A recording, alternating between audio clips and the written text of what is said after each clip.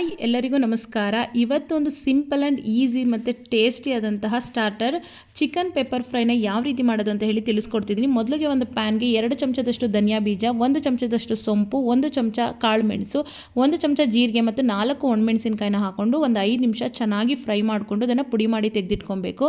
ನಂತರ ಅದೇ ಪ್ಯಾನ್ಗೆ ಒಂದು 2 ಚಮಚದಷ್ಟು ಎಣ್ಣೆ ಹಾಕಿ 2 ಈರುಳ್ಳಿ ಹಾಕಿ ಚೆನ್ನಾಗಿ ಫ್ರೈ ಮಾಡಿಕೊಂಡು 1 ಚಮಚದಷ್ಟು ಬೆಳ್ಳುಳ್ಳಿ ಶುಂಠಿ ಪೇಸ್ಟ್ನ ಹಾಕ್ಕೊಂಡು ಹಸಿ ವಾಸನೆ ಹೋಗೋ ತನಕ ಫ್ರೈ ಮಾಡಿಕೊಂಡು ಅರ್ಧ ಕೆಜಿ ಚಿಕನ್ನ ಹಾಕಿ ಸ್ವಲ್ಪ ಉಪ್ಪು, ಸ್ವಲ್ಪ ಅರಿಶಿನ ಹಾಕಿ ಒಂದು 5 ನಿಮಿಷಗಳ ಕಾಲ ಮುಚ್ಚಳನ ಮುಚ್ಚಿ ಚೆನ್ನಾಗಿ ಬೇಯಿಸ್ಕೋಬೇಕಾಗುತ್ತೆ.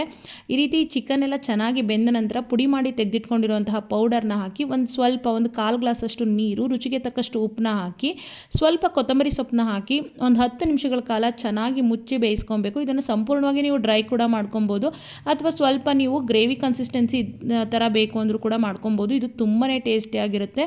Thanks for watching. Thank you.